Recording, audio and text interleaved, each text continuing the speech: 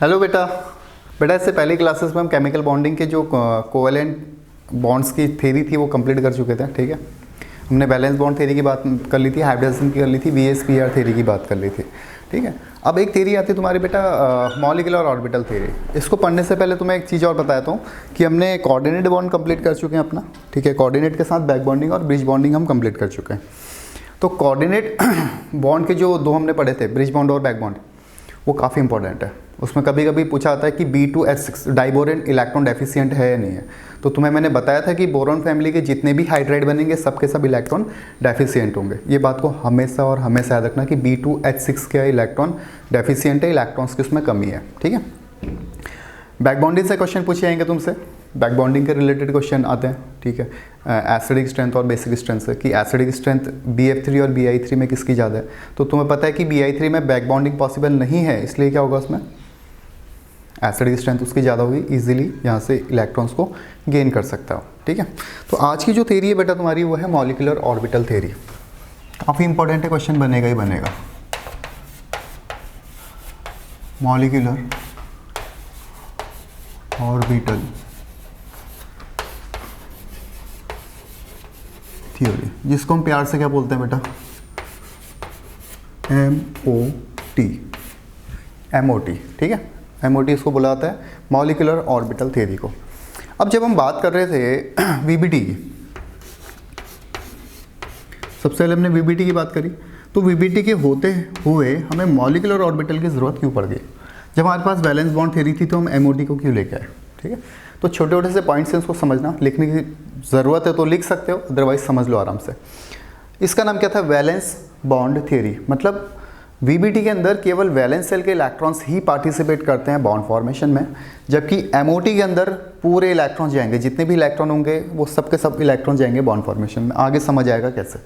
पहली चीज़ क्या बोल रहा हूँ मैं कि केवल वैलेंस सेल के इलेक्ट्रॉन्स पार्टिसिपेट करेंगे VBT में, जबकि MOT में पूरे इलेक्ट्रॉन्स पार्टिसिपेट करते हैं। ठीक है, एक बात। दूसरी बात, जो MOT है बेटा, ये जो साइंटिस्ट थे हुंड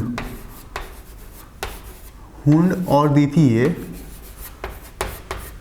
मूलिकन ने, ये दोनों नाम तुमने सुने, हुंड्स रूल भी पढ़ा था और मूलिकन का स्केल भी तुमने पढ़ा इलेक्ट्रोनेगेटिविटी के अंदर। तो ये दोनों ने मिलकर क्या दिया था तुम्हें, मॉलिक्यूलर ऑर्बिटल थ्योरी। इन्होंने मॉलिक्यूल्स के बारे में बात करना स्टार्ट करी थी। ठीक है, अब ज़रूरत क्या पड़ी, सबसे ज़्यादा ज़रूरत क्या थी, जब हम VBT पढ़ रहे थे तो अकॉर्डिंग टू VBT जो O2 होता है वो डायमैग्नेटिक होता है। मतलब कि O2 में कोई भी अनपेयर्ड इलेक्ट्रॉन प्रेजेंट नहीं होता है। क्या बोल रहा हूँ मैं, हमने बोला अकॉर्डिंग टू VBT की बात कर रहा हूँ मैं, हमने बोला O2 बनाओ, तो O2 कैसे बनेगा बेटा, O का इलेक्ट्रॉनिक कॉन्फ़िगरेशन लिखा, केवल वैलेंस सेल के इलेक्ट्रॉन्स पार्टिसिपेट करते हैं, तो हम केवल और केवल किसका इलेक्ट्रॉनिक कॉन्फ़िगरेशन लिखने वाले हैं, वैलेंस सेल का। 1s2 2s2 2p4, मतलब 2s और 2p वाले जो ऑर्बिटल्स हैं 2s2 2p4, ये है 2s2 2s और 2p। और सेकंड ऑक्सीजन का भी सेम रहेगा बेटा, 2s और 2p।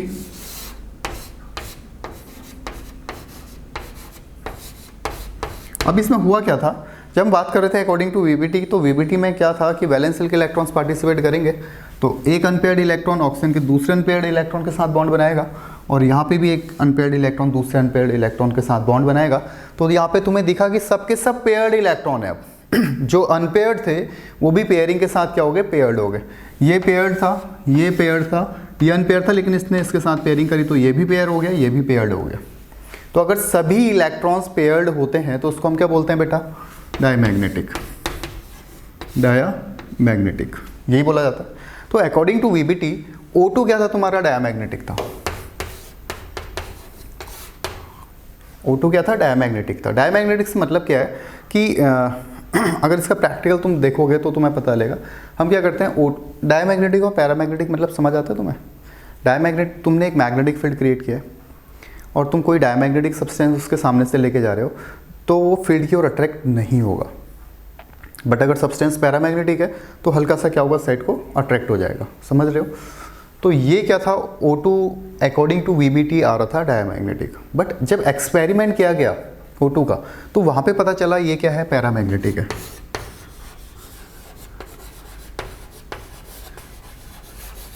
एक्चुअल में O2 क्या होता है बेटा, पैरामैग्नेटिक होता है। ये सबसे बड़ा ड्रॉबैक था किसका, VBT का। सबसे बड़ा ड्रॉबैक क्या था VBT का, कि O2 को क्या बोल रहा था, डायमैग्नेटिक। वापस सुनो, ये क्वेश्चन पूछा जाएगा 100%। O2 डायमैग्नेटिक है किसके अकॉर्डिंग, VBT के अकॉर्डिंग, बट एक्चुअल में क्या होता है O2 पैरामैग्नेटिक। किसने एक्सप्लेन किया, मॉलिक्यूलर ऑर्बिटल थ्योरी ने। तो सबसे बड़ा रूल तो यही, सबसे बड़ा पॉइंट यही था कि जिसके कारण MOT को आना पड़ा। एक बात है। दूसरी बात, जब हम बॉन्ड ऑर्डर की बात कर रहे थे, ये समझ आ गया पॉइंट क्या बोल रहा हूँ, ये कैसे पैरामैग्नेटिक आता है वो एक्सप्लेन करेंगे अभी। बट अभी ये समझ लो कि O2 VBT के अकॉर्डिंग डायमैग्नेटिक था, जबकि एक्चुअल में क्या होता है, पैरामैग्नेटिक होता है। किसने एक्सप्लेन किया था, मॉलिक्यूलर ऑर्बिटल थ्योरी ने। एक बात। दूसरी बात आके अटकी थी VBT में बॉन्ड ऑर्डर की। बॉन्ड ऑर्डर मतलब क्या होता है, दो एटम्स के बीच में बनने वाले बॉन्ड्स, यही होता है बॉन्ड ऑर्डर की। अगर हम बात करेंगे, क्या बोल रहा हूँ मैं, बॉन्ड ऑर्डर हमने पढ़ा भी था, बॉन्ड ऑर्डर निकालना सीखा था। जैसा अगर मैंने बोला H2 का बॉन्ड ऑर्डर बताओ, तो तुम्हें पता है H सिंगल बॉन्ड H है, तो बॉन्ड ऑर्डर कितना हो गया 1। O2 का क्या होगा, O डबल बॉन्ड हो, कितना हो गया 2। तो जब हम VBT पढ़ रहे थे तो VBT ने बॉन्ड ऑर्डर तो बता दिया था, बट MOT ने एक नई चीज़ ला के दिखाई इसमें। VBT बोलती थी बॉन्ड बनेंगे 1 2 3, ठीक है, यही बोला था मैक्सिमम 3 बॉन्ड बन सकते हैं। बट VBT ने क्या, MOT ने क्या बोला, बताया बेटा यहाँ पे MOT ने एक नई चीज़ बताई कि हमारे पास जो बॉन्ड ऑर्डर है वो फ्रैक्शन में भी हो सकता है। मतलब 1.5 भी हो सकता है बॉन्ड, 2 हो सकता है, 2.5 भी हो सकता है। समझ पा रहे हो क्या बोल रहा हूँ मैं। MOT ने क्या बताया तुम्हें, जो बॉन्ड ऑर्डर है ये फ्रैक्शन में भी हो सकता है, जो VBT एक्सप्लेन नहीं कर पाई थी। VBT कही थी बॉन्ड ऑर्डर होगा 1 2 और 3 इंटीजर में, जबकि MOT ने यहाँ पे एक बात और क्लियर कर दी, अच्छे से एक्सप्लेन कर दी कि बॉन्ड 1.5 भी हो सकता है, 2.5 भी हो सकता है, मतलब फ्रैक्शन के अंदर हो सकता है। ठीक है, तो ये 2 पॉइंट्स थे। ऐसे बहुत सारे पॉइंट्स हैं जिसके कारण किसको इंट्रोड्यूस करना पड़ा था, मॉलिक्यूलर ऑर्बिटल थ्योरी को। ठीक है, लिखना है इसमें मॉलिक्यूलर ऑर्बिटल थ्योरी के अंदर हेडिंग डालो पहले, मॉलिक्यूलर ऑर्बिटल थ्योरी। लिखना है इसमें अकॉर्डिंग टू VBT, ये नोट्स थोड़े प्रॉपर बनाना, ठीक है। According to VBT atom does not lose its existence. According to VBT atom does not lose its existence during the formation of molecule. मतलब VBT के अकॉर्डिंग हम क्या बोल रहे थे, जब मॉलिक्यूल बन रहा था तो जो इलेक्ट्रॉन होते हैं वो एटॉमिक ऑर्बिटल के अंदर होते हैं, एटम्स के अंदर ही रहते हैं। ठीक है, बट MOT में एक नए ऑर्बिटल बनते हैं जिसको बोला जाता है मॉलिक्यूलर ऑर्बिटल। जैसे हमारा हाइड्रोजन और हाइड्रोजन है, ठीक है, ये था। सपोज हमारे पास एक हाइड्रोजन है और एक हाइड्रोजन है, ठीक है, ये दोनों कंबाइन होकर क्या बनाएंगे, मॉलिक्यूल्स बनाएंगे। कौन सा मॉलिक्यूल्स, H2। तो H2 के नए ऑर्बिटल बनेंगे बेटा यहाँ पे, और इनके अंदर इलेक्ट्रॉन्स रहेंगे। ठीक है, तो इसमें पहली चीज़ VBT क्या बोल रही थी कि ये अपनी आइडेंटिटी को लूज नहीं करते हैं। ठीक है, क्या लिखा है इसमें, according to VBT atom does not lose its existence during formation of molecule, but according to MOT atom will lose its existence during the formation of molecule.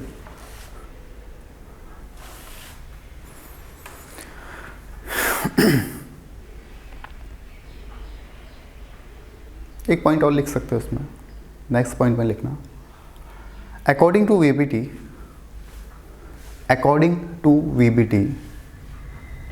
Oxygen, according to VBT, ये काफ़ी important point है, इसको थोड़ा underline कर लेना। ठीक है, according to VBT oxygen should be diamagnetic in nature. According to VBT oxygen should be diamagnetic in nature, but experimentally it is paramagnetic in nature.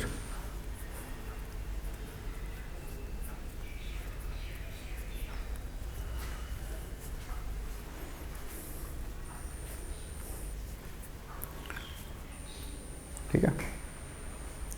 फिर लिखना next point, valence bond theory could not explain, valence bond theory could not explain fractional bond order,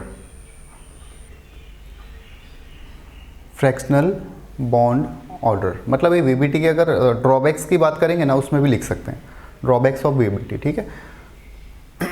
ये भी कर सकते हैं इसको।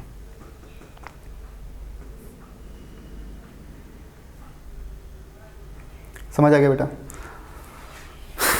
ठीक है, अब देखो इसको, हमने क्या बोला था, जो इलेक्ट्रॉन होते हैं बेटा वो वेव नेचर शो करते हैं, ठीक है। इलेक्ट्रॉन्स जो हैं वो क्या करते हैं, वेव नेचर शो करते हैं।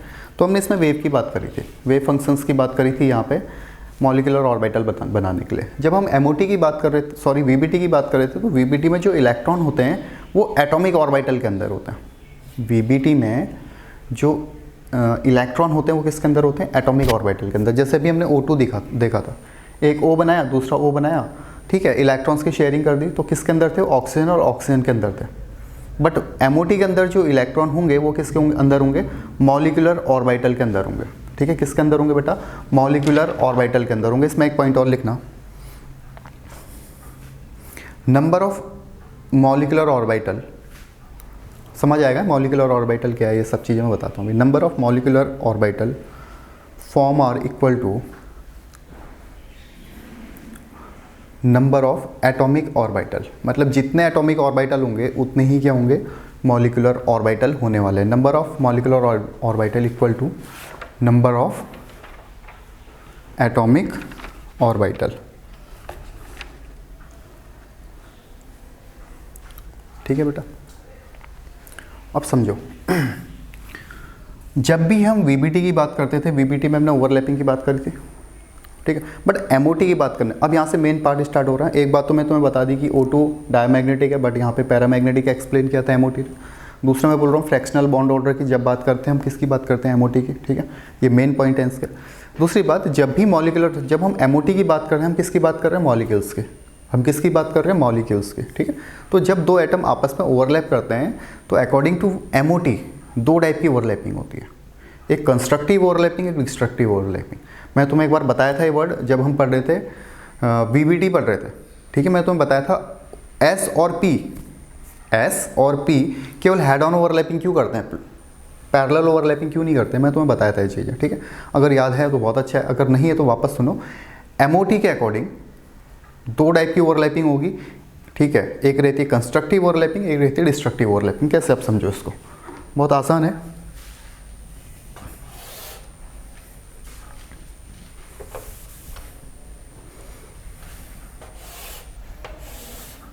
ऐसा भी छोड़ दो उसको, सिंपल ही बताता हूँ। देखो बेटा,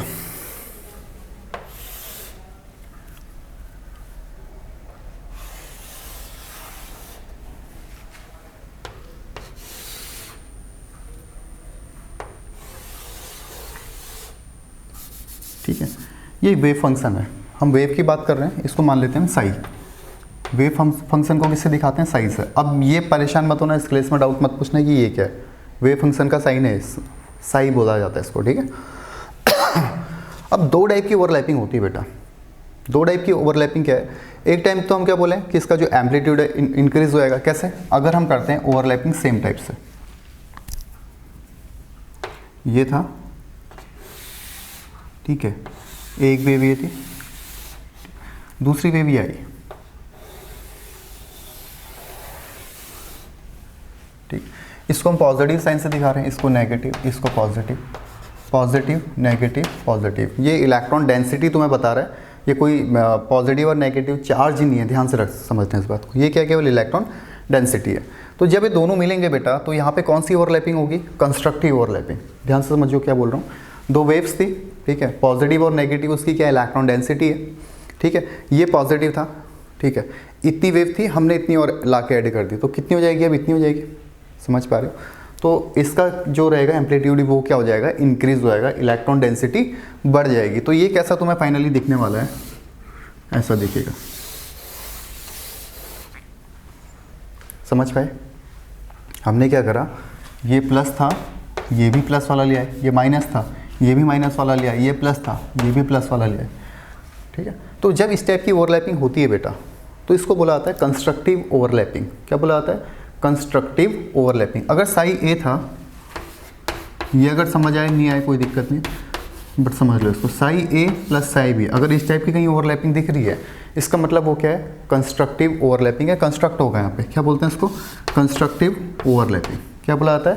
कंस्ट्रक्टिव ओवरलैपिंग। समझो वापस, दो वेव थी, दोनों ने क्या करा? एक दूसरे को ओवरलैप किया। पॉजिटिव पॉजिटिव डेंसिटी है, नेगेटिव नेगेटिव, पॉजिटिव पॉजिटिव, तो इसका जो मेन एम्पलीट्यूड है वो क्या हो जाएगा? इंक्रीज हो जाएगा। तो इसको बोला जाता है क्या? क्या बोला जाता है इसको? Constructive overlapping. और यहाँ पे जो मॉलिक्यूल बनेगा बेटा, मॉलिक्यूल का जो ऑर्बिटल बनेगा उसको बोलेंगे बॉन्डिंग मॉलिक्यूलर ऑर्बिटल।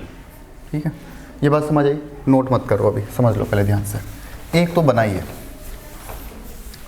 दूसरा हम बात कर रहे हैं, पहला तो कंस्ट्रक्ट हो गया, अब दूसरी की क्या बात कर रहा हूँ मैं? डिस्ट्रक्टिव ओवरलैपिंग्स की। दूसरी क्या बोल रहा हूँ? Destructive overlapping. एक वेव ये थी, वेव फंक्शन मेरा था, दूसरा हम ये ले रहे हैं, माइनस प्लस माइनस। तो अब ये कैसे ओवरलैप करेगा बेटा?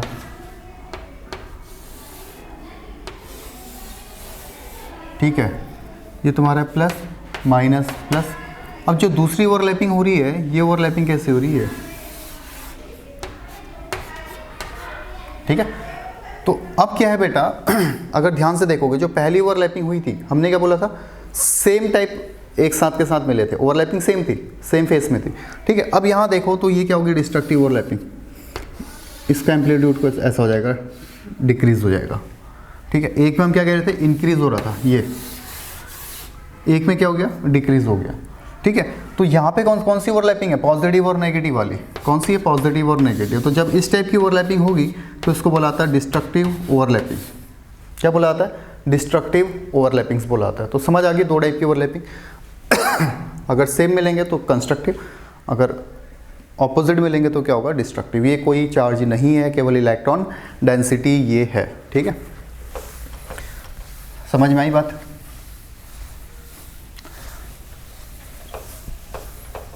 अब थोड़ा बहुत आइडिया तुम्हें लग गया होगा क्या बोल रहा हूँ मैं। दो वेव फंक्शन थे, आपस में ओवरलैप करे। ठीक है, ओवरलैप करके क्या करा इन्होंने? बॉन्ड फॉर्मेशन के लिए ट्राई करा। ओवरलैपिंग होती है दो टाइप की एमओटी के अंदर, एक होती है कंस्ट्रक्टिव ओवरलैपिंग और दूसरी होती है डिस्ट्रक्टिव ओवरलैपिंग। कौन सी ओवरलैपिंग्स होती हैं बोल रहा हूँ मैं? एक तो होती है कंस्ट्रक्टिव ओवरलैपिंग, एक होती है डिस्ट्रक्टिव ओवरलैपिंग।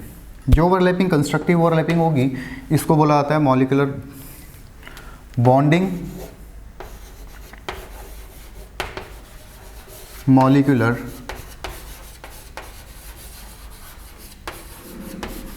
ऑर्बिटल, या इसको शॉर्ट में बोला जाता है BMO। समझ में आई बात क्या बोल रहा हूँ मैं? ओवरलैपिंग करके क्या बनेगा? मॉलिक्यूल्स का ऑर्बिटल बनेगा। ठीक है, तो जो कंस्ट्रक्टिव ओवरलैपिंग से ऑर्बिटल बनेगा उसको तो क्या बोला जाएगा? Bonding molecular orbital BMO। ठीक है, और जो डिस्ट्रक्टिव ओवरलैपिंग से बनेगा उसको बोला जाएगा एंटी बॉन्डिंग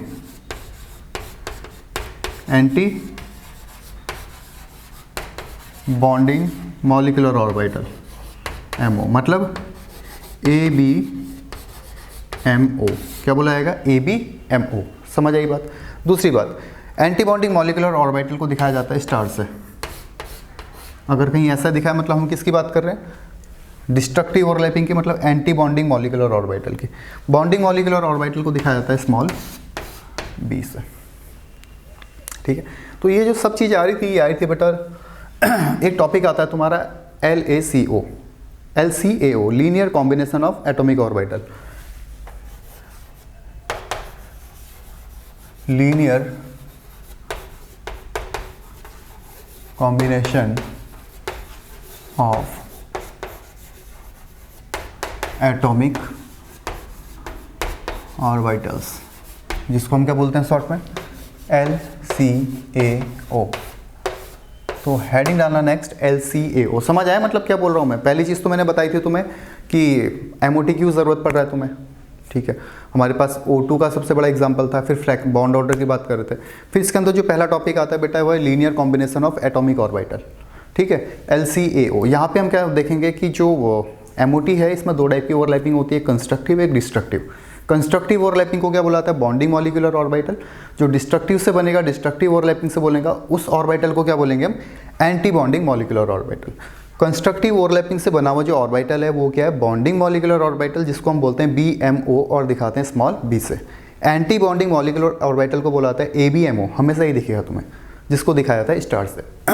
ठीक है, लिखना linear combination of atomic orbital, linear combination of atomic orbital. ठीक है बेटा, अब इसको मत उतारना भी, linear combination of atomic orbital. अब ये दो डायग्राम बना लो बेटा,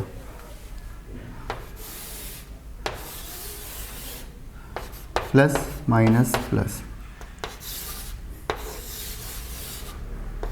प्लस माइनस प्लस, ये ओवरलैपिंग करके बना रहे हैं यहाँ पे। इनका एम्पलीट्यूड क्या हो जाएगा, इंक्रीज हो जाएगा। ठीक है, या प्रॉपर ओवरलैपिंग भी दिखा दूँ क्या, यहीं पे देख लो इसकी ओवरलैपिंग, समझ तो आ गया ना, ओवरलैपिंग यहीं पे देख लो।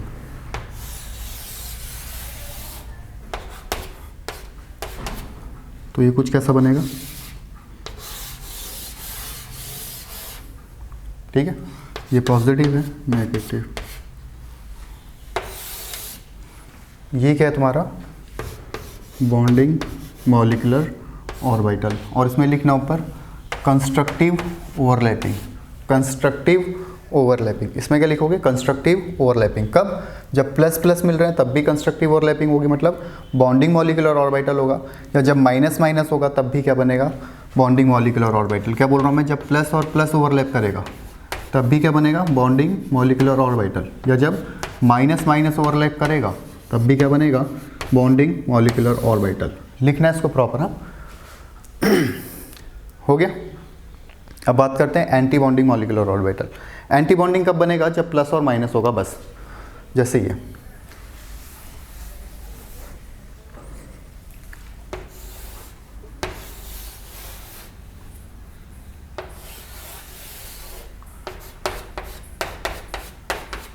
ठीक है, ये क्या हो गया तुम्हारा,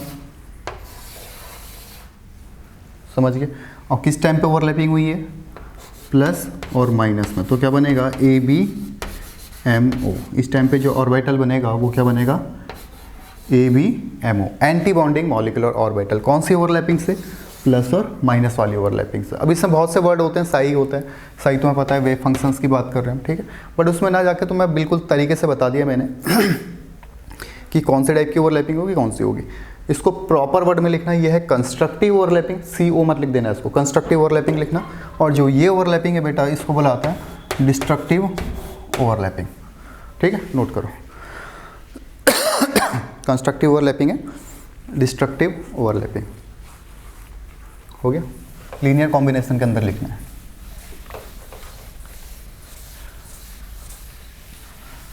अब तुम्हें अगर समझ आ गया कि कंस्ट्रक्टिव ओवरलैपिंग से क्या बन रहा है, जब हम बात कर रहे हैं कंस्ट्रक्टिव ओवरलैपिंग की, तो क्या बनेगा यहाँ पे, बॉन्डिंग मॉलिक्यूलर ऑर्बिटल, जिसको हम किससे दिखाएंगे, B से। BMO लिख रहा हूँ, समझ आ रहा है ना, bonding molecular orbital, BMO, bonding molecular orbital.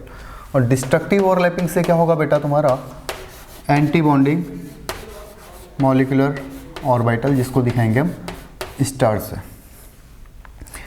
Bonding molecular orbital की जो एनर्जी होती है, energy less than compare to anti bonding molecular orbital. मतलब जो बॉन्डिंग मॉलिक्यूलर ऑर्बिटल है तुम्हारा, उसकी एनर्जी क्या है, कम है, और जो एंटी बॉन्डिंग मॉलिक्यूलर ऑर्बिटल है इसकी एनर्जी ज़्यादा है। जो बॉन्डिंग मॉलिक्यूलर ऑर्बिटल होगा उसकी एनर्जी कम रहती है, किसके कंपेयर में, एंटी बॉन्डिंग मॉलिक्यूलर ऑर्बिटल के कंपेयर में।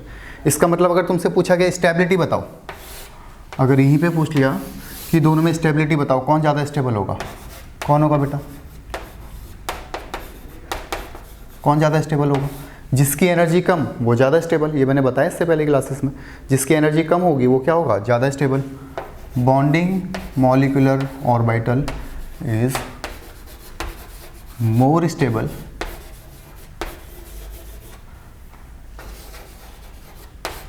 compared to anti bonding molecular orbital. मतलब अगर तुमसे बॉन्डिंग मॉलिक्यूलर ऑर्बिटल की बात करें तो ज़्यादा स्टेबल है किसके कंपेयर में, ABMO के कंपेयर में, ठीक है।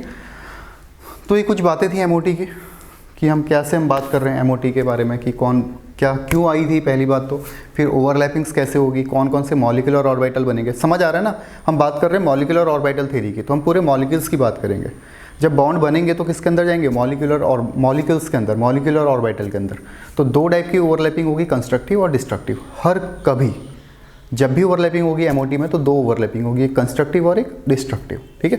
कंस्ट्रक्टिव ओवरलैपिंग को क्या बोलेंगे, bonding molecular orbital BMO, anti और क्या बोलेंगे डिस्ट्रक्टिव को ABMO, ठीक है।